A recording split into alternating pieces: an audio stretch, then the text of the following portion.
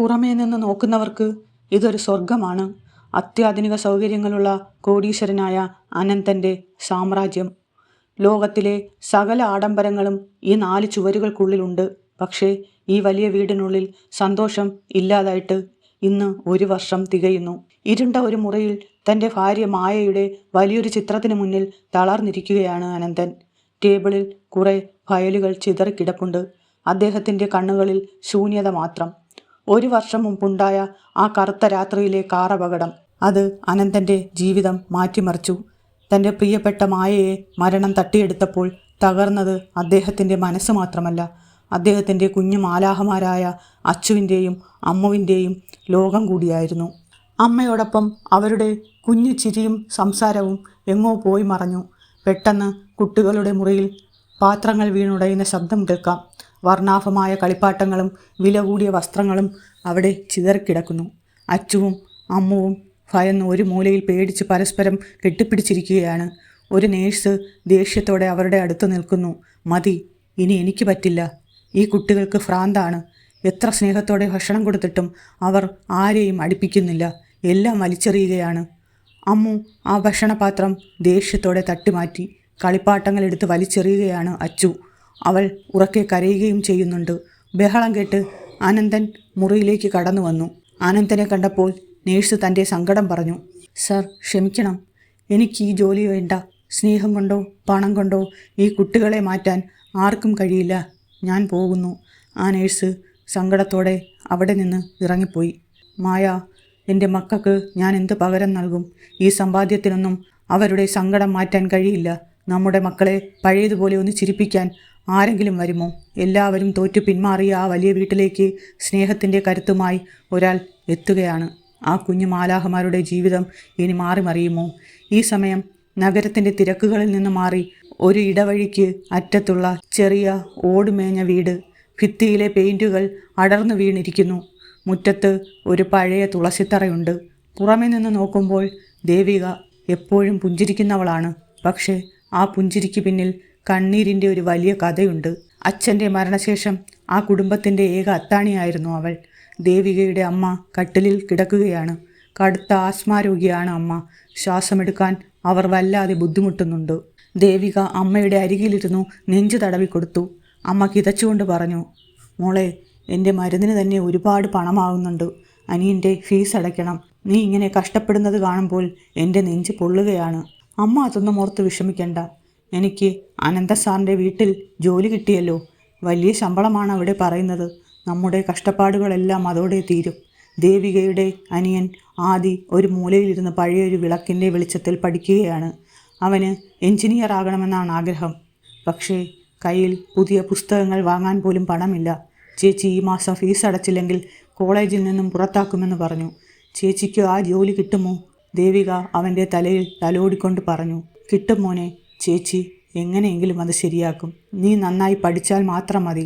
നിന്നെ ഒരു വലിയ നിലയിൽ കാണുന്നതാണ് ചേച്ചിയുടെ സ്വപ്നം. പിറ്റേന്ന് അനന്തൻ്റെ വീട്ടിലേക്ക് ജോലിക്കായി പോകാൻ ദേവിക തയ്യാറെടുത്തു. അവളുടെ കയ്യിൽ പഴയൊരു ബാഗ് മാത്രം. അവൾ അമ്മയുടെ കാലിൽ തൊട്ട് വന്ദിച്ചു. മോളെ, വലിയ വീടാണ്, പണക്കാരാണ്. അവർക്ക് ദേഷ്യം ചിലപ്പോൾ കൂടുതലായിരിക്കും. എല്ലാം സഹിക്കണം. നമുക്ക് വേറെ വഴിയില്ലല്ലോ. ദേവിക തൻ്റെ കണ്ണുനീർ തുടച്ചുകൊണ്ട് പറഞ്ഞു. എനിക്കറിയാം അമ്മേ, എൻ്റെ അഭിമാനത്തേക്കാൾ വലുതാണ് എനിക്ക് അമ്മയുടെ മരുന്നും അനിയൻ്റെ പഠനവും. ദേവിക തൻ്റെ പഴയ ബാഗും പിടിച്ച് വലിയൊരു ഗേറ്റിന് മുന്നിൽ നിൽക്കുന്നു. ഗേറ്റിന് മുകളിൽ നീലാംബരി എന്ന് വലിയ അക്ഷരങ്ങൾ എഴുതിയിട്ടുണ്ട്. സെക്യൂരിറ്റി ഗാർഡ് അവളെ സംശയത്തോടെ നോക്കി. തൻ്റെ കൊച്ചു വീടിൻ്റെ പരിമിതികളിൽ നിന്ന് ആകാശത്തോളം ഉയർന്നു നിൽക്കുന്ന ഈ വലിയ ബംഗ്ലാവിലേക്ക് ദേവിക നോക്കി നിന്നു. ഈ പടിവാതിൽ കടന്നാൽ തൻ്റെ കുടുംബത്തിൻ്റെ പട്ടിണി മാറുമെന്ന് അവൾക്കറിയാമായിരുന്നു. പക്ഷേ ആ ചുവരുകൾക്കുള്ളിൽ തന്നെ കാത്തിരിക്കുന്നത് എന്താണെന്ന് അവൾക്കൊരു സൂചനയുമില്ലായിരുന്നു. ഗേറ്റ് തുറന്ന ദേവിക പതുക്കെ ഉള്ളിലേക്ക് നടന്നു. ഇരുവശത്തും മനോഹരമായ പൂന്തോട്ടം, നീന്തൽക്കുളം, വലിയ വില കൂടിയ കാറുകൾ. അവൾ ഇതെല്ലാം അത്ഭുതത്തോടെ നോക്കി നിന്നു. ബംഗ്ലാവിൻ്റെ വലിയ സിറ്റൗട്ടിലേക്ക് കയറുമ്പോൾ അവൾ തൻ്റെ പഴയ ചെരുപ്പുകൾ പുറത്തഴിച്ചു വെച്ചു. ഓരോ ചുവടും അവൾ വെച്ചത് വളരെ പേടിയോടെയായിരുന്നു. താൻ ഇവിടുത്തെ വില കൂടിയ മാർബിളുകളിൽ ചവിട്ടിയാൽ അത് കറയാകുമോ എന്നവൾ ഭയപ്പെട്ടു. അവളുടെ ഉള്ളിൽ സ്വന്തം വീടിൻ്റെയും അമ്മയുടെയും മുഖം മാത്രമായിരുന്നു. ഹാളിൽ വലിയൊരു സോഫയിൽ അനന്തൻ ഇരിക്കുകയാണ്. ലാപ്ടോപ്പിൽ ഗൗരവത്തോടെ അവൻ ജോലി ചെയ്യുന്നു. ദേവിക പതുക്കെ അദ്ദേഹത്തിൻ്റെ മുന്നിൽ വന്നു നിന്നു. അനന്തൻ തലയുയർത്തി അവളെ നോക്കി. അദ്ദേഹത്തിൻ്റെ നോട്ടം വളരെ ഗൗരവമുള്ളതായിരുന്നു. പേര് ദേവിക എന്നല്ലേ? നിനക്ക് മുന്നേ ഇവിടെ വന്നവർ ഒരാഴ്ച തികച്ചിട്ടില്ല. എൻ്റെ മക്കൾ അല്പം ബുദ്ധിമുട്ടുള്ളവരാണ്. ജോലിക്ക് നിൽക്കാമെന്ന് ഉറപ്പുണ്ടെങ്കിൽ മാത്രം ബാഗ് അകത്ത് വയ്ക്കാം. ഇത് കേട്ട് ദേവിക വിനയത്തോടെ പറഞ്ഞു. എനിക്കുറപ്പാണ് സാർ, എന്ത് ബുദ്ധിമുട്ടുണ്ടായാലും ഞാൻ സഹിച്ചോളാം. എനിക്ക് ഈ ജോലി അത്രയ്ക്ക് അത്യാവശ്യമാണ്.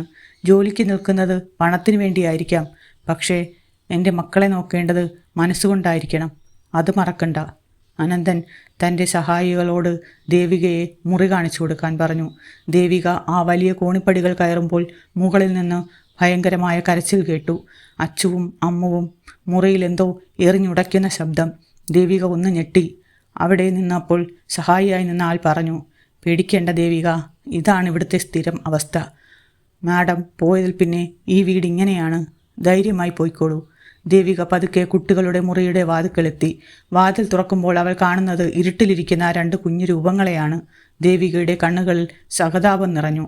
അവൾ ബാഗ് താഴെ വെച്ച് ദേവിക പതിയെ കുട്ടികളുടെ മുറിയിലേക്ക് നടന്നു. മുറിയിൽ സാധനങ്ങൾ ചിതറിക്കിടക്കുന്നു. അച്ചുവും അമ്മുവും കട്ടിലിൻ്റെ ഒരു മൂലയിൽ പരസ്പരം കെട്ടിപ്പിടിച്ച് പേടിയോടെ ദേവികയെ നോക്കിക്കൊണ്ടിരിക്കുന്നു. അനന്തൻ്റെ വലിയ സാമ്രാജ്യത്വത്തിലേക്ക് ദേവിക കാലെടുത്ത് വെച്ചത് വലിയൊരു ആത്മവിശ്വാസത്തോടെയായിരുന്നു. പക്ഷേ ആ കുരുന്നുകളുടെ കണ്ണുകളിലെ ശൂന്യത കണ്ടപ്പോൾ അവളുടെ ഉള്ളൊന്ന് പിടഞ്ഞു. അവൾക്ക് മുമ്പ് വന്നവരൊക്കെ കുട്ടികളെ നിയന്ത്രിക്കാനാണ് ശ്രമിച്ചത്. എന്നാൽ ദേവിക ആഗ്രഹിച്ചത് അവരെ മനസ്സിലാക്കാനായിരുന്നു. ദേവിക പതുക്കെ നിലത്തിരുന്ന് ഒരു കളിപ്പാട്ടം എടുത്തു. അമ്മു പെട്ടെന്ന് ഓടി വന്ന് അത് തട്ടിമാറ്റി. ദേവികയുടെ കൈ മുറിഞ്ഞു. അവളുടെ കയ്യിൽ രക്തം പൊടിഞ്ഞു. പുറത്തുനിന്ന് ഇത് കണ്ട അനന്തൻ ദേഷ്യത്തോടെ അകത്തേക്ക് വന്നു. കണ്ടില്ലേ, ഇതാണ് ഞാൻ പറഞ്ഞത്. ഇവർ ആരെയും അടുപ്പിക്കില്ല. നിനക്ക് പരിക്ക് പറ്റിയല്ലേ? നീ പോയിക്കോളൂ. നിനക്ക് ഇതും സഹിക്കാൻ കഴിയില്ല. അനന്തൻ്റെ ദേഷ്യം കണ്ട് കുട്ടികൾ പേടിയോടെ മാറി നിന്നു. ദേവിക മുറിവ് സാരി കൊണ്ട് അമർത്തി പിടിച്ചുകൊണ്ട് ചിരിയോടെ പറഞ്ഞു, സാരമില്ല സാർ, അവർ എന്നെ ഉപദ്രവിച്ചതല്ല, അവർ പേടിച്ചിരിക്കുകയാണ്. ഇത് കേട്ട് ദേഷ്യത്തോടെ കുട്ടികളെ നോക്കിക്കൊണ്ട് അനന്തൻ റൂമിന് പുറത്തേക്ക് നടന്നു. അനന്തൻ പോയി കഴിഞ്ഞതിന് ശേഷം ദേവിക പതുക്കെ കുട്ടികളെ നോക്കി. പക്ഷേ അവൾ ഞെട്ടിപ്പോയി. അവിടെയെങ്ങും അവരെ കാണുന്നില്ല. ദേവിക മുറിക്കുള്ളിലൊക്കെ അവരെ അന്വേഷിച്ചു. ദേവിക പതുക്കെ തറയിലിരുന്നു. അപ്പോഴതാ കട്ടിലിനടിയിൽ നിന്നും എന്തോ ഒരു അനക്കം. ദേവിക പതുക്കെ തറയിലിരുന്നു. അമ്മുവും അച്ചുവും കട്ടിലിനടിയിലെ ഇരുട്ടിൽ ഒളിച്ചിരിക്കുകയാണ്. കട്ടിലിനടിയിൽ ദേവിക കണ്ടത് ഭയന്ന് വിറച്ച 2 കുഞ്ഞു പക്ഷികളെയാണ്. അവൾ അവരെ ഭയപ്പെടുത്തിയില്ല. പകരം അവരിൽ ഒരാളായി മാറി. ആ മുറിയിൽ അനേകം കളിപ്പാട്ടങ്ങളുണ്ടായിരുന്നു. പക്ഷേ ആ കുരുന്നുകൾക്ക് കളിക്കാൻ കൂട്ടുകാരില്ലായിരുന്നു. ദേവിക തൻ്റെ ബാഗിൽ നിന്നും വീട്ടിൽ നിന്നും കൊണ്ടുവന്ന ഒരു ചെറിയ മരപ്പാവയെ പുറത്തെടുത്തു. അവൾ അത് നിലത്ത് വെച്ചു. പതുക്കെ സംസാരിക്കാൻ തുടങ്ങി. അയ്യോ, ഈ പാവക്കുട്ടിക്ക് ആരും കൂട്ടില്ലല്ലോ. ഇവക്ക് വിശക്കുന്നുണ്ടെന്ന് തോന്നുന്നു. എൻ്റെ വീട്ടിൽ ഒരു കുഞ്ഞു പാവയുണ്ടായിരുന്നു. അവൾക്കും ഇതേപോലെ പേടിയായിരുന്നു. പക്ഷേ ഞാൻ അവൾക്കൊരു കഥ പറഞ്ഞു കൊടുത്തപ്പോൾ അവൾ ചിരിക്കാൻ തുടങ്ങി. ഇത് കേട്ടപ്പോൾ കട്ടിലിനടിയിൽ നിന്നും അമ്മുവിൻ്റെയും അച്ചുവിൻ്റെയും കണ്ണുകളിലെ തിളക്കം ദേവിക കണ്ടു. അവർ പതുക്കെ പുറത്തേക്ക് വന്നു. ദേവിക അവരെ നോക്കിയില്ല. പകരം പാവയോട് സംസാരിച്ചു കൊണ്ടേയിരുന്നു. നിങ്ങൾക്കറിയാമോ, എൻ്റെ വീട്ടിലൊരു വലിയ മാവുണ്ട്. അതിലൊരുപാട് കിളികളുണ്ട്. അവർ എന്നും എന്നോട് വിശേഷങ്ങൾ പറയും. ഈ പാവക്കുട്ടിക്കും ആ കഥകൾ കേൾക്കണമെന്ന് തോന്നുന്നു. പക്ഷെ അവൾക്ക് ഒറ്റയ്ക്ക് കേൾക്കാൻ പേടിയാണ്. അവളുടെ കൂടെ ഇരിക്കാൻ ആരെങ്കിലും വരുമോ? ഇത് കേട്ട് അമ്മു പതുക്കെ ദേവികയുടെ അടുത്തേക്ക് നീങ്ങി വന്നു. അവൾ ദേവികയുടെ സാരിത്തുമ്പിൽ പതുക്കെ തൊട്ടു. ദേവിക ചിരിച്ചുകൊണ്ട് അവളെ നോക്കി. അയ്യോ, ഇതാര്? മാലാഹ കുട്ടികളോ? നിങ്ങളുടെ പേരെന്താ? അമ്മു എന്നാണോ അതോ അച്ചു എന്നാണോ? എത്ര മനോഹരമായ പേര്. എൻ്റെ പേര് ദേവിക. എനിക്ക് നിങ്ങളെ ഒരുപാട് ഇഷ്ടമായി. അമ്മു ഒന്നും മിണ്ടുന്നില്ല. പക്ഷേ അവൾ ദേവികയുടെ കയ്യിലുള്ള മരപ്പാവയെ വാങ്ങി. അച്ചുവും പതുക്കെ അടുത്തു വന്നു. ദേവിക തൻ്റെ വിരലുകൾ കൊണ്ട് അവരുടെ മുടിയിൽ തലോടി. ആ സ്പർശനത്തിൽ അമ്മയുടെ ചൂട് അവർ തിരിച്ചറിഞ്ഞു. ഈ സമയത്താണ് അനന്തൻ ഫസ്റ്റ് എയ്ഡ് ബോക്സുമായി അവിടേക്ക് വന്നത്. വാതിലിൻ്റെ പുറത്തു നിന്ന് അനന്തൻ ഇത് നോക്കി നിന്നു. തൻ്റെ മക്കൾ അന്യനായ ഒരാളെ ഇത്ര വേഗം അടുപ്പിച്ചത് അദ്ദേഹത്തെ അത്ഭുതപ്പെടുത്തി. അദ്ദേഹത്തിൻ്റെ മുഖത്തെ കടുപ്പം പതുക്കെ മാറി. പണം കൊണ്ട് വാങ്ങിയ നേഴ്സുമാർ കുട്ടികളെ ഭരിക്കാൻ നോക്കിയപ്പോൾ ദേവിക അവർക്ക് കൂട്ടുകാരിയായി മാറി. ആ കൊട്ടാരത്തിലെ തണുത്ത ചുവരുകൾക്കുള്ളിൽ പതുക്കെ സ്നേഹത്തിൻ്റെ ചൂട് പടരുകയായിരുന്നു. അങ്ങനെ രാത്രിയായി. പുറത്ത് സൂര്യൻ അസ്തമിക്കുന്നു. ആകാശം ചുവപ്പും മഞ്ഞയും കലർന്ന നിറത്തിലാണ്. ദേവിക ഒരു പ്ലേറ്റിൽ ഭക്ഷണവുമായി കുട്ടികൾക്ക് അടുത്തേക്ക് വന്നു. സാധാരണ കൊടുക്കുന്ന ഭക്ഷണത്തിന് പകരം അവൾ തയ്യാറാക്കിയത് നല്ല നാടൻ വിഭവങ്ങളാണ്. വില കൂടിയ പിസ്സയും ബർഗറും ആ കുട്ടികൾക്ക് മുന്നിൽ മടുപ്പായി മാറിയിരുന്നു. അവർക്ക് വേണ്ടത് സ്നേഹത്തോടെ ഉരുട്ട് നൽകുന്ന ഒരുരുള ചോറായിരുന്നു. ദേവിക അത് തിരിച്ചറിഞ്ഞു. ദേവിക നിലത്തിരുന്ന് ചോറ് പതുക്കെ ഉരുട്ടി. അമ്മുവും അച്ചുവും ദൂരെ മാറി നിൽക്കുകയാണ്. ദേവിക പതുക്കെ ഓരോ കഥകൾ പറഞ്ഞു തുടങ്ങി. ഈ ചോറുണ്ടല്ലോ, ഇതെൻ്റെ നാട്ടിലെ വയലിൽ നിന്ന് വന്നതാണ്. ആ വയലിൽ ഒരു പാട്ട് പാടുന്ന ഒരു കിളി ഉണ്ടായിരുന്നു. ആ കിളി പറഞ്ഞത് ഈ ചോറ് കഴിക്കുന്നവർക്ക് നല്ല ഭംഗിയുണ്ടാവുമെന്നാണ്. നിങ്ങൾക്ക് ആ കിളിയുടെ കഥ കേൾക്കണോ? കുട്ടികൾ പതുക്കെ ദേവികയുടെ അടുത്തേക്ക് ഇഴഞ്ഞു വന്നു. ദേവിക ആദ്യത്തെ ഉരുള അമ്മുവിന് നേരെ നീട്ടി. അമ്മു ആദ്യമൊന്ന് മടിച്ചു, പിന്നെ പതുക്കെ വായ തുറന്നു. ദേവിക സ്നേഹത്തോടെ ആ ഉരുള അമ്മുവിൻ്റെ വായിലേക്ക് വെച്ചു കൊടുത്തു. 1 വർഷത്തിന് ശേഷം ആദ്യമായി അമ്മു വാശി പിടിക്കാതെ ഭക്ഷണം കഴിക്കുകയാണ്. ദേവികയുടെ കണ്ണുകൾ സന്തോഷം കൊണ്ട് നിറഞ്ഞു. അവൾ അച്ചുവിനും ഓരോ ഉരുള വീതം നൽകി. ഭക്ഷണം കഴിച്ചതിന് ശേഷം ദേവിക കുട്ടികളെയും കൊണ്ട് ബെഡിൽ കളിച്ചു. അവൾ പൂച്ചയെയും നായയെയും പോലെ ശബ്ദമുണ്ടാക്കി അവരെ ചിരിപ്പിക്കാൻ ശ്രമിച്ചു. അമ്മു മെല്ലെ ചിരിച്ചു. ആ കൊട്ടാരത്തിൽ നാളുകൾക്ക് ശേഷം അങ്ങനെ ആ കുഞ്ഞു ചിരികൾ മുഴങ്ങി. രാത്രിയാകുന്നു. കുട്ടികൾ ദേവികയുടെ മടിയിൽ കിടന്നുറങ്ങുകയാണ്. അനന്തൻ പതുക്കെ മുറിക്കുള്ളിലേക്ക് വന്നു. ദേവിക എഴുന്നേൽക്കാൻ ശ്രമിച്ചപ്പോൾ അദ്ദേഹം വിലക്കി. അദ്ദേഹം താഴ്ന്ന സ്വരത്തിൽ പറഞ്ഞു, സാരമില്ല ദേവിക, നീ ഇരിക്കൂ. കഴിഞ്ഞ 1 വർഷമായി എൻ്റെ മക്കൾ ഇങ്ങനെ സമാധാനമായി ഉറങ്ങുന്നത് ഞാൻ കണ്ടിട്ടില്ല. നീ ശരിക്കും ഒരു മാലാഹയാണ്. സാർ, അവർക്കൊന്നും സംഭവിക്കില്ല. അവർക്ക് വേണ്ടത് സാറിൻ്റെ കുറച്ച് സമയം കൂടിയാണ്. പണം അവർക്ക് സുരക്ഷയും നൽകും. പക്ഷേ സാറിൻ്റെ സ്നേഹം മാത്രമേ അവർക്ക് ജീവിതം നൽകൂ. ഇത് കേട്ട് അനന്തൻ ഒന്നും മിണ്ടാതെ ആ റൂമിൽ നിന്ന് തിരിച്ചുപോയി. കുട്ടികളുടെ വാശികൾ കുറച്ചു കുറഞ്ഞെങ്കിലും ദേവികയുടെ മനസ്സ് ഇരുണ്ടു തന്നെയായിരുന്നു. രാത്രി ഏറെ വൈകിയിരിക്കുന്നു. കുട്ടികൾ ഉറങ്ങിക്കഴിഞ്ഞു. ദേവിക തൻ്റെ ഫോൺ നോക്കി. ഫോണിൽ അനിയൻ ആദിയുടെ മെസ്സേജുകൾ വന്നുകൊണ്ടിരിക്കുകയാണ്. പുറമേ ചിരിക്കുമ്പോഴും ദേവികയുടെ ഉള്ളിൽ ഒരു കടലിരമ്പുകയായിരുന്നു. നാട്ടിൽ അനിയൻ്റെ കോളേജ് ഫീസ് അടയ്ക്കാൻ ഇനി 2 ദിവസം കൂടി മാത്രം. കയ്യിലാണെങ്കിൽ 1 രൂപ പോലുമില്ല. ശമ്പളം കിട്ടാൻ ഇനിയും ദിവസങ്ങളുണ്ട്. അതിനു മുമ്പ് അനന്തൻ സാറിൻ്റെ കയ്യിൽ നിന്നും ക്യാഷ് മേടിക്കാൻ അവളുടെ അഭിമാനം അവളെ സമ്മതിക്കുന്നില്ല. ദേവിക തൻ്റെ ബാഗിൽ നിന്നും താൻ നിധി പോലെ സൂക്ഷിച്ച ഒരു പൊതിയെടുത്തു. അതിൽ പൊതിഞ്ഞു വെച്ച തൻ്റെ ഒരേ ഒരു സ്വർണ്ണവള അവൾ കയ്യിലെടുത്തു. അത് അവളുടെ അച്ഛൻ മരിക്കുന്നതിന് മുമ്പ് അവൾക്ക് നൽകിയ സമ്മാനമായിരുന്നു. അച്ഛാ, എന്നോട് ക്ഷമിക്കണം. വേറെ വഴിയില്ല. ഈ വള വിൽക്കുകയല്ലാതെ എനിക്ക് വേറെ എന്താണ് ചെയ്യാൻ പറ്റുക? അടുത്ത ദിവസം ഉച്ചയ്ക്ക് അനന്തൻ തൻ്റെ ബിസിനസ് ആവശ്യത്തിനായി ടൗണിലൂടെ കാറിൽ പോവുകയായിരുന്നു. പെട്ടെന്നൊരു ചെറിയ ജ്വല്ലറിക്ക് മുന്നിൽ നിൽക്കുന്ന ദേവികയെ അദ്ദേഹം ശ്രദ്ധിച്ചു. അദ്ദേഹം അത്ഭുതത്തോടെ ആ കാർ അവിടെ നിർത്തി. ജ്വല്ലറിക്കുള്ളിൽ ദേവിക തൻ്റെ വള നൽകി പണം വാങ്ങുകയാണ്. അവളുടെ കണ്ണുകൾ നിറയുന്നുണ്ട്. പണം വാങ്ങി പുറത്തിറങ്ങിയ ദേവിക കാണുന്നത് തൻ്റെ മുന്നിൽ നിൽക്കുന്ന അനന്തനെയാണ്. അവൾ ഞെട്ടിപ്പോയി. ദേവിക, നീ എന്താ ഇവിടെ? ദേവിക പതറിക്കൊണ്ട് പണം മറച്ചു പിടിച്ചു. അതൊന്നുമില്ല സാർ, വെറുതെ കള്ളം പറയണ്ട. ഞാൻ എല്ലാം കണ്ടു. ആ വള വിൽക്കാൻ മാത്രം എന്ത് കഷ്ടപ്പാടാണ് നിനക്കുള്ളത്? എന്തിനാണ് നീ ഇത് എന്നോട് മറച്ചു വെച്ചത്? ദേവിക പൊട്ടിക്കരഞ്ഞുകൊണ്ട് പറഞ്ഞു. സാർ, എൻ്റെ അനിയൻ്റെ പഠനം എനിക്ക് വേറെ വഴിയില്ലായിരുന്നു. ആരോടും ചോദിക്കാൻ എനിക്ക് തോന്നിയില്ല. എൻ്റെ പ്രശ്നങ്ങൾ കാരണം സാറിനെ എന്തിനു ബുദ്ധിമുട്ടിക്കണം? അതുവരെ ഒരു ജോലിക്കാരിയായി മാത്രം കണ്ടിരുന്ന ദേവികയെ അനന്തൻ ബഹുമാനത്തോടെ ഒന്ന് നോക്കി. അവളുടെ ആത്മാഭിമാനത്തിന് മുന്നിൽ തൻ്റെ വലിയ സാമ്രാജ്യം എത്ര ചെറുതാണ് അദ്ദേഹം തിരിച്ചറിഞ്ഞു. അദ്ദേഹം ജ്വല്ലറിയിൽ പോയി ആ വള തിരികെ വാങ്ങി അവളുടെ കയ്യിൽ കൊടുത്തു. ദേവിക, നീ എൻ്റെ മക്കൾക്ക് നൽകുന്ന ആ ചിരിക്ക് പകരം വയ്ക്കാൻ ഈ ലോകത്തെ ഒരു സമ്പാദ്യത്തിനും കഴിയില്ല. നിന്റെ കുടുംബം ഇനി എൻ്റെയും ഉത്തരവാദിത്തമാണ്. ആദിയുടെ ഫീസിനെക്കുറിച്ച് ഇനി നീ വിഷമിക്കേണ്ടതില്ല. അതിനെല്ലാം ഞാൻ പരിഹാരമുണ്ടാക്കാം. ദേവിക അത്ഭുതത്തോടെ അവനെ നോക്കി. ഒരു വേലക്കാരിയായ തന്നോട് ഇത്രയും കരുണ കാട്ടുന്ന ആ മനുഷ്യനെ അവൾ ആരാധനയോടെ നോക്കി നിന്നു. അങ്ങനെ ആ സംഭവത്തിന് ശേഷം ദേവിക വീട് വൃത്തിയാക്കുകയാണ്. വലിയ ലിവിംഗ് റൂമും കുട്ടികളുടെ മുറിയും അവൾ വൃത്തിയാക്കി കഴിഞ്ഞു. മുകളിലത്തെ നിലയുടെ അറ്റത്തുള്ള ആ വലിയ വാതിലിന് മുന്നിലെത്തി. ഈ വലിയ ബംഗ്ലാവിൽ ദേവിക എപ്പോഴും അലട്ടിയിരുന്ന ഒരു ചോദ്യമുണ്ടായിരുന്നു. ആ മുറി എന്താണ് പൂട്ടിയിട്ടിരിക്കുന്നത്? ആരും അങ്ങോട്ട് പോകാറില്ല. ആരും അതിനെക്കുറിച്ച് സംസാരിക്കാറുമില്ല. ആ ചുവരുകൾക്കുള്ളിൽ എന്തോ ഒരു വലിയ രഹസ്യം ഉറങ്ങിക്കിടക്കുന്നുണ്ടെന്ന് ദേവികയ്ക്ക് തോന്നി. അവൾ പതുക്കെ ആ വാതിലിനടുത്തേക്ക് നീങ്ങി. ബോൾട്ടിൽ പതുക്കെ ഒന്ന് തൊട്ടു നോക്കി. പെട്ടെന്ന് പിന്നിൽ നിന്നൊരു ശബ്ദം കേട്ട് അവൾ ഞെട്ടിപ്പോയി. ദേവിക, അങ്ങോട്ട് പോകണ്ട. ആ മുറി തുറക്കാൻ പാടില്ലെന്ന് സാറിന് നിർബന്ധമുണ്ട്. മായ മാഡം പോയതിൽ പിന്നെ ആ മുറി ഇതുവരെ ആരും തൊട്ടിട്ടില്ല. അവിടുത്തെ സഹായിയായ ജോലിക്കാരനായിരുന്നു അത്. അവൾ എന്തോ തീരുമാനിച്ചുറച്ചതുപോലെ കുറച്ചു നേരം അവിടെ തന്നെ നിന്നു. രാത്രിയിൽ എല്ലാവരും ഉറങ്ങിക്കഴിഞ്ഞു. ദേവികയ്ക്ക് ഉറക്കം വന്നില്ല. അവൾ പതുക്കെ എഴുന്നേറ്റ് മുകളിലത്തെ നിലയിലേക്ക് പോയി. ആ പൂട്ടിക്കിടക്കുന്ന മുറിയുടെ വിടവിലൂടെ ഒരു നേരിയ പ്രകാശം വരുന്നത് പോലെ അവൾക്ക് തോന്നി.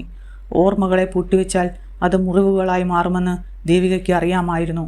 അനന്തൻ സാർ തൻ്റെ വേദനകളിൽ നിന്ന് ഒളിച്ചോടാൻ ശ്രമിക്കുമ്പോൾ ആ മക്കൾക്ക് നഷ്ടമാകുന്നത് അവരുടെ അമ്മയുടെയും അച്ഛൻ്റെയും സ്നേഹമാണ്. ആ വാതിൽ തുറക്കേണ്ടത് ആ വീടിൻ്റെ സന്തോഷത്തിന് അത്യാവശ്യമാണെന്ന് അവൾ ഉറപ്പിച്ചു.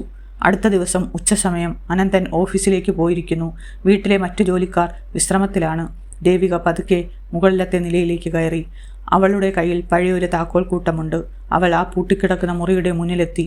ഭയം അവളെ പിന്തിരിപ്പിക്കാൻ നോക്കുന്നുണ്ടായിരുന്നു. പക്ഷെ ആ മുറിക്കുള്ളിലെ ഇരുട്ടിൽ പൂട്ടിവെച്ചിരിക്കുന്നത് തൻ്റെ മാലാഹ കുട്ടികളുടെ ചിരിയാണെന്ന് ദേവികയ്ക്ക് അറിയാമായിരുന്നു. അനന്ത സാറിൻ്റെ വിലക്ക് ലംഘിച്ച് അവൾ ആ സാഹസത്തിന് മുതിരുകയാണ്. ദേവിക ഓരോ താക്കോലായി പരീക്ഷിച്ചു. ഒടുവിൽ ഒരു ചെറിയ ശബ്ദത്തോടെ ആ പൂട്ട് തുറന്നു. വാതിൽ പതുക്കെ തുറക്കുമ്പോൾ പൊടിപടലമുയർന്നു. അകത്ത് ജനലുകളെല്ലാം അടഞ്ഞു കിടക്കുകയാണ്. ദേവിക ഓരോന്നായി അത് തുറന്നിട്ടു. മുറിക്കുള്ളിലേക്ക് പ്രകാശം അടിച്ചു കയറി. മായയുടെ മനോഹരമായ വലിയൊരു ചിത്രം, അവൾ ഉപയോഗിച്ചിരുന്ന സാരികൾ, ആഭരണങ്ങൾ, കുട്ടികൾക്ക് വേണ്ടി അവൾ പാതി വഴിയിൽ നിർത്തിയ തുന്നൽ വേലകൾ എല്ലാം അവിടെ തന്നെയുണ്ട്. ദേവിക മായയുടെ ചിത്രത്തിലേക്ക് നോക്കി പറഞ്ഞു, മാഡം, എന്നോട് ക്ഷമിക്കണം. സാർ ഇത് പൂട്ടിവെച്ചത് നിങ്ങളെ മറക്കാനല്ല, മറിച്ച് ആ ഓർമ്മകൾ അദ്ദേഹത്തെ വേദനിപ്പിക്കുന്നത് കൊണ്ടാണ്. പക്ഷേ ഈ മക്കൾക്ക് അവരുടെ അമ്മയെ വേണം, അച്ഛനെ വേണം. അവൾ ആ മുറി വിട്ടിറങ്ങുന്നതിന് മുമ്പേ അത് സംഭവിച്ചു. അപ്രതീക്ഷിതമായി അനന്തൻ വീട്ടിലെത്തി. മുകളിലെ മുറി തുറന്നു കിടക്കുന്നത് കണ്ട് അദ്ദേഹം അലറിക്കൊണ്ട് അങ്ങോട്ട് ഓടി വന്നു. അദ്ദേഹത്തിൻ്റെ മുഖം ദേഷ്യം കൊണ്ട് ചുവന്നു. ദേവിക, നീ എന്ത് ധൈര്യത്തിലാണിത് ചെയ്തത്? ഞാൻ നിന്നോട് പറഞ്ഞതല്ലേ ഈ വാതിൽ തുറക്കരുതെന്ന്. നിന്നെ ഇപ്പോൾ തന്നെ ഈ ജോലിയിൽ നിന്നും ഞാൻ പുറത്താക്കുന്നു. ഇറങ്ങിപ്പോകണം എൻ്റെ വീട്ടിൽ നിന്ന്. അനന്തൻ ദേവികയുടെ കയ്യിൽ പിടിച്ച് പുറത്താക്കാൻ ശ്രമിച്ചു. പെട്ടെന്ന് അമ്മുവും അച്ചുവും ഓടി വന്ന് ദേവികയെ കെട്ടിപ്പിടിച്ചു. അച്ചു കരയാൻ തുടങ്ങിയിരുന്നു. അമ്മേ! ആ വിളി കേട്ട് അനന്തൻ തകർന്നുപോയി. തൻ്റെ മക്കൾ സംസാരിക്കുന്നത് അദ്ദേഹം വിശ്വസിക്കാനാവാതെ നോക്കി നിന്നു. മായയുടെ ഓർമ്മകൾ നിറഞ്ഞ ആ മുറിയിൽ കുട്ടികൾ തന്നെ കെട്ടിപ്പിടിച്ച് അമ്മയെന്ന് വിളിച്ചപ്പോൾ അവൾ ഒരു നിമിഷം തറച്ചു നിന്നുപോയി. ആ വിളി അവളുടെ ഉള്ളിലെ എല്ലാ സങ്കടങ്ങളെയും അലിയിച്ചു കളഞ്ഞു. രക്തബന്ധത്തേക്കാൾ വലിയൊരു നൂലിനാൽ താൻ ആ കുഞ്ഞുങ്ങളുമായി ബന്ധിക്കപ്പെട്ടു എന്ന് അവൾ തിരിച്ചറിഞ്ഞ നിമിഷം കൂടിയായിരുന്നു അത്. ദേവികയുടെ കൈകളിൽ നിന്നും പിടിയഴിഞ്ഞു. അദ്ദേഹം മുട്ടുകുത്തിയിരുന്നു. മക്കളെ കെട്ടിപ്പിടിച്ചു കരഞ്ഞു. ആ മുറിയിലെ വെളിച്ചം അനന്തൻ്റെ ഹൃദയത്തിലെ ഇരുട്ടുകളെയും കഴുകിക്കളഞ്ഞു. ദേവിക ചെയ്തത് ഒരു തെറ്റല്ല, മറിച്ച് വലിയൊരു പുണ്യമായിരുന്നുവെന്ന് അദ്ദേഹം തിരിച്ചറിഞ്ഞ നിമിഷം. അങ്ങനെ ഒരു ദിവസം ബംഗ്ലാവിൻ്റെ മുൻവശത്തെ വലിയ പുൽത്തകിടി വൈകുന്നേരത്തെ വെയിൽ മരങ്ങൾക്കിടയിലൂടെ അരിച്ചിറങ്ങുന്നു. ദേവിക തൻ്റെ കണ്ണുകൾ ഒരു തൂവാല കൊണ്ട് കെട്ടിയിരിക്കുകയാണ്. പക്ഷേ അവൾ അതല്പം അയച്ചാണ് കെട്ടിയിരിക്കുന്നത്. അമ്മുവും അച്ചുവും കളിച്ചിരികളോടെ മുറ്റത്തെ ചെടികൾക്കിടയിലും തൂണുകൾക്ക് പിന്നിലും ഒളിക്കുന്നു. വില കൂടിയ വീഡിയോ ഗെയിമുകളും റിമോട്ട് കാറുകളും നൽകാത്ത സന്തോഷം ആ കുരുന്നുകൾ ഇന്ന് കണ്ടെത്തുകയാണ്. ദേവിക അവർക്കിന്ന് പരിചയപ്പെടുത്തി കൊടുത്തത് അവളുടെ ചെറുപ്പത്തിൽ അവൾ കളിച്ചിരുന്ന ആ പഴയ ഒളിച്ചും പാത്തും കളിയായിരുന്നു. കണ്ണുകെട്ടിയ ദേവികയ്ക്ക് മുന്നിൽ നിന്ന് അവർ മിന്നാമിനുങ്ങുകളെ പോലെ പാറി നടന്നു. ദേവിക കണ്ണുകൾ കെട്ടി. ഞാനിതാ വരുന്നു, എവിടെയാണ് എൻ്റെ കുഞ്ഞുങ്ങളെന്ന് ചോദിച്ചു നടക്കുന്നു. അവൾക്ക് കുട്ടികളെ കാണാം. അവർ വീഴാതിരിക്കാനും സുരക്ഷിതരായിരിക്കാനും അവൾ ഓരോ ചുവടും ശ്രദ്ധിച്ചാണ് വെക്കുന്നത്. കുട്ടികൾ ശബ്ദമുണ്ടാക്കാതെ ചിരിച്ചുകൊണ്ട് അവളുടെ അടുത്തുകൂടി ഓടി. ദേവികയുടെ കണ്ണുകൾ കെട്ടിയിരുന്നുവെങ്കിലും അവളുടെ മനസ്സ് ആ കുട്ടികൾക്ക് ചുറ്റുമായിരുന്നു. അവർ സുരക്ഷിതരാണെന്ന് ഉറപ്പുവരുത്തിക്കൊണ്ട് അവൾ ആ കളി തുടർന്നു. ഒരു വർഷമായി നിശബ്ദമായിരുന്ന ആ മതിൽക്കെട്ടുകൾക്കുള്ളിൽ ഇന്ന് കുഞ്ഞുങ്ങളുടെ ചിരിയും പാദസരത്തിൻ്റെ കിലുക്കവും മുഴങ്ങിക്കേട്ടു. വീടിൻ്റെ ജനാലകൾക്കിടയിലൂടെ വാതിലിന് പിന്നിൽ നിന്നും മറ്റു ജോലിക്കാർ അത്ഭുതത്തോടെ ഈ കാഴ്ച നോക്കിക്കൊണ്ട് നിന്നു. അന്യരോട് സംസാരിക്കാൻ പോലും ഭയപ്പെട്ടിരുന്ന ആ കുട്ടികൾ ഒരു മാലാഹയോടൊപ്പം എന്ന പോലെ ദേവികയോട് ചേർന്ന് നിൽക്കുന്നു. അവർക്കത് വിശ്വസിക്കാനായില്ല. ഈ സമയത്താണ് അനന്തൻ്റെ കാർ ഗേറ്റ് കടന്നു വന്നത്. കാറിൽ നിന്നും ഇറങ്ങിയ അദ്ദേഹം കാണുന്നത് മുറ്റത്ത് ചെളിയിലും പുല്ലിലും കളിച്ചുല്ലസിക്കുന്ന തൻ്റെ മക്കളെയാണ്. അത്ഭുതത്തോടെ അവിടെ തന്നെ നിന്നു. തൻ്റെ കുട്ടികൾ ഈ ആഡംബരങ്ങളെല്ലാം മറന്ന് തറയിലെ ചെളിയിലും വെള്ളത്തിലും വീണുരുണ്ട് കളിക്കുന്നത് അനന്തന് ഒരു വല്ലാത്ത കാഴ്ചയായിരുന്നു. ലോകം കീഴടക്കിയാൽ തനിക്ക് നൽകാമെന്ന് കരുതിയതിനേക്കാൾ വലിയൊരു സാമ്രാജ്യം ദേവിക അവൾക്ക് നൽകിയിരിക്കുന്നു. അദ്ദേഹത്തിൻ്റെ കണ്ണുകൾ അറിയാതെ നിറഞ്ഞു. അനന്തനെ കണ്ടതും അമ്മുവും അച്ചുവും ഓടിവന്ന് അദ്ദേഹത്തിൻ്റെ കൈകളിൽ പിടിച്ചു വലിച്ചു. അനന്തനും കളിക്കാൻ വരണമെന്ന് അവർ ആംഗ്യം കാണിച്ചു. അനന്തൻ പതുക്കെ തൻ്റെ ഷർട്ടിൻ്റെ കൈകൾ മടക്കി കയറ്റി ആ കളിയിലേക്ക് ഇറങ്ങി. ദേവിക കണ്ണിലെ കെട്ടുമാറ്റി പുഞ്ചിരിയോടെ അത് നോക്കി നിന്നു. ആ വൈകുന്നേരം ആ ആഡംബര ബംഗ്ലാവിലെ കോടീശ്വരനായ അനന്തൻ അല്ലായിരുന്നു അവിടെ ഉണ്ടായിരുന്നത്. മറിച്ച് തൻ്റെ മക്കളുടെ കൂടെ മണ്ണിൽ കളിക്കുന്ന ഒരു വെറും സാധാരണ അച്ഛൻ മാത്രമായിരുന്നു. സ്നേഹമെന്നത് പണം കൊണ്ട് വാങ്ങാൻ പറ്റില്ലെന്ന് ആ വീട് അന്ന് വീണ്ടും പഠിച്ചു. രാത്രി സമയം, കനത്ത മഴ പെയ്യുന്നു. അനന്തൻ തൻ്റെ ബാഗുമായി യാത്ര തിരിക്കാനൊരുങ്ങുകയാണ്. അദ്ദേഹം കുട്ടികളെ ഉമ്മ വെച്ച് കാറിൽ കയറി. ദേവിക ജനലിലൂടെ അത് നോക്കി നിന്നു. ചില യാത്രകൾ സന്തോഷത്തിനുള്ളതാണെങ്കിൽ ചിലത് വിധി നിശ്ചയിച്ച പരീക്ഷണങ്ങളായിരിക്കും. അനന്തൻ ഒരു ബിസിനസ് മീറ്റിങ്ങിനായി വിദേശത്തേക്ക് പോകുന്നത് ആ രാത്രിയിലായിരുന്നു. തൻ്റെ മക്കളെ ദേവികയുടെ കയ്യിൽ ഏൽപ്പിക്കുമ്പോൾ അദ്ദേഹത്തിൻ്റെ മനസ്സിൽ ഒരു ഭയവും ഉണ്ടായിരുന്നില്ല. രാത്രി 2 ഇടിമിന്നലോട് കൂടിയ മഴ. ദേവിക ഉറക്കത്തിൽ നിന്ന് പെട്ടെന്ന് ഞെട്ടി എണീറ്റു. കുട്ടികൾ ഏങ്ങലടിക്കുന്നത് പോലെ അവൾക്ക് തോന്നി. അവൾ ഓടിച്ചെന്ന് നോക്കുമ്പോൾ അമ്മുവും അച്ചുവും കടുത്ത പനി കൊണ്ട് വിറയ്ക്കുകയായിരുന്നു. അവർക്ക് ശ്വാസമെടുക്കാൻ ബുദ്ധിമുട്ടുന്നത് കണ്ട് ദേവിക പരിഭ്രമിച്ചു. വീട്ടിൽ അനന്തൻ സാറില്ല. അദ്ദേഹത്തിൻ്റെ ഡ്രൈവർ അവധിയിലുമാണ്. ഫോൺ റേഞ്ച് പോലും ആ മഴയിൽ നഷ്ടപ്പെട്ടിരിക്കുന്നു. എന്ത് ചെയ്യണമെന്നറിയാതെ ദേവിക പതറിപ്പോയി. പക്ഷേ തൻ്റെ മാലാഹമാരുടെ ജീവൻ അപകടത്തിലാണെന്ന് തിരിച്ചറിഞ്ഞ നിമിഷം അവൾ ധീരയായി മാറി. ദേവിക 2 കുട്ടികളെയും ഓരോ തോളിലായി ആ കനത്ത മഴയത്ത് പുറത്തേക്ക് ഓടി. അവൾ മെയിൻ റോഡിലേക്ക് വന്ന് ഒരു ടാക്സിക്കോ ഓട്ടോയ്ക്കോ വേണ്ടി കൈ കാണിച്ചു. നനഞ്ഞു കുതിർന്ന അവൾ കരഞ്ഞുകൊണ്ട് സഹായത്തിനായി അഭ്യർത്ഥിച്ചു. ഒടുവിൽ ഒരു വണ്ടി നിർത്തി. ആശുപത്രിയിലെ അത്യാഹിത വിഭാഗം ഡോക്ടർമാർ കുട്ടികളെ പരിശോധിച്ചു. ദേവിക പുറത്ത് തളർന്നിരിക്കുകയാണ്. അവളുടെ കയ്യിലും വസ്ത്രത്തിലും ചെളിയും മഴവെള്ളവുമാണ്. അവൾ ദൈവത്തോട് പ്രാർത്ഥിച്ചു. അല്പസമയത്തിന് ശേഷം ഡോക്ടർമാർ ഒന്നും പേടിക്കാനില്ല, ശരിയായ സമയത്ത് എത്തിച്ചതുകൊണ്ട് രക്ഷപ്പെട്ടു എന്ന് പറഞ്ഞു. ദേവിക കൈകൾ കൂപ്പി ദൈവത്തിനോട് നന്ദി പറഞ്ഞു. പുലർച്ചെ 2 മണി. തൻ്റെ കുട്ടികൾക്ക് സുഖമില്ലെന്നറിഞ്ഞ് അനന്തൻ വിദേശയാത്ര പാതി വഴിയിൽ ഉപേക്ഷിച്ച് അതേ വസ്ത്രത്തിൽ വിയർത്തു കുളിച്ച് ആശുപത്രിയിലേക്ക് ഓടിക്കയറി വന്നു. അദ്ദേഹത്തിൻ്റെ മുഖത്ത് കടുത്ത പരിഭ്രാന്തി കൊണ്ട്. വാർത്ത അറിഞ്ഞ നിമിഷം മുതൽ അനന്തൻ്റെ ശ്വാസം നിലച്ച മട്ടായിരുന്നു.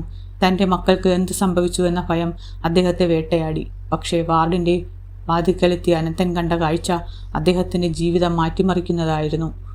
റൂം അനന്തൻ പതുക്കെ തുറന്നു. അകത്തേക്ക് കയറി.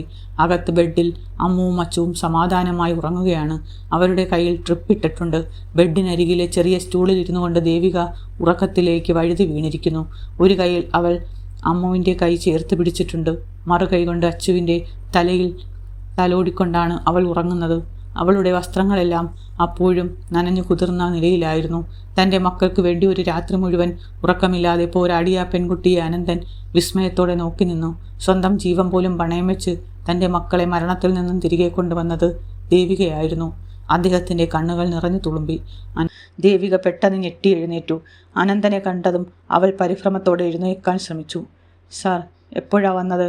പേടിക്കാനൊന്നുമില്ല, പനി കുറഞ്ഞു. ഇപ്പോൾ അവർ സുഖമായി ഉറങ്ങുകയാണ്. അനന്തം മിണ്ടിയില്ല. അദ്ദേഹം ദേവികയുടെ കൈകൾ ചേർത്ത് പിടിച്ചു. അദ്ദേഹത്തിൻ്റെ കണ്ണീർ അവളുടെ കൈകളിൽ വീണു. ഒരു വലിയ കോടീശ്വരൻ്റെ ഗർവില്ലാതെ തൻ്റെ മക്കളുടെ ജീവൻ രക്ഷിച്ചവർക്ക് മുന്നിൽ അദ്ദേഹം തല കുനിച്ചു. നന്ദി എന്ന വാക്കുകൊണ്ട് ഞാൻ നിന്നെ അപമാനിക്കുന്നില്ല ദേവിക. നീ ഈ മക്കൾക്ക് നൽകിയത് ജീവിതമാണ്. മായയ്ക്ക് ശേഷം ഈ മക്കളെ ഇങ്ങനെ സ്നേഹിക്കാൻ നിനക്ക് മാത്രമേ കഴിയൂ എന്ന് ഞാൻ തിരിച്ചറിഞ്ഞു. കുട്ടികൾ ആശുപത്രിയിൽ നിന്നും മടങ്ങിയെത്തിയിരിക്കുന്നു. വീട് വീണ്ടും സജീവമായി. രാത്രി സമയം. അനന്തൻ തൻ്റെ ബാൽക്കണിയിൽ ആകാശത്തേക്ക് നോക്കി ആലോചനയിൽ നിൽക്കുകയാണ്. ദേവിക പതുക്കെ അങ്ങോട്ട് വന്നു. അവളുടെ കയ്യിൽ അനന്തനുള്ള ഒരു ചായയുമുണ്ട്. ദേവിക ചായ മേശപ്പുറത്ത് വെച്ചു. അനന്തൻ തിരിഞ്ഞ് അവളെ തന്നെ നോക്കി. അദ്ദേഹത്തിൻ്റെ കണ്ണുകളിൽ മുമ്പില്ലാത്ത ഒരു ശാന്തതയുണ്ട്.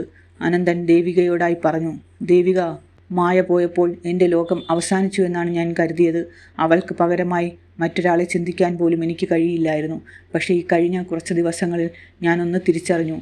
അദ്ദേഹം ദേവികയ്ക്കരികിലേക്ക് നടന്നു. എൻ്റെ മക്കൾക്ക് വേണ്ടി നീ നിൻ്റെ ജീവൻ പോലും പണയം വെച്ചു. മായ ഉണ്ടായിരുന്നെങ്കിൽ അവൾ അത് ചെയ്യുമായിരുന്നു. നിൻ്റെ ഉള്ളിലെ ആ സ്നേഹമാണ് എൻ്റെ മക്കളെ ജീവിതത്തിലേക്ക് തിരികെ കൊണ്ടുവന്നത്. ദേവിക, മായയുടെ സ്ഥാനത്ത് ഈ വീടിൻ്റെ വിളക്കായി എൻ്റെ മക്കളുടെ അമ്മയായി നീ എന്നും ഇവിടെ ഉണ്ടാകുമോ? ദേവിക വിശ്വസിക്കാനാവാതെ നോക്കി നിന്നു.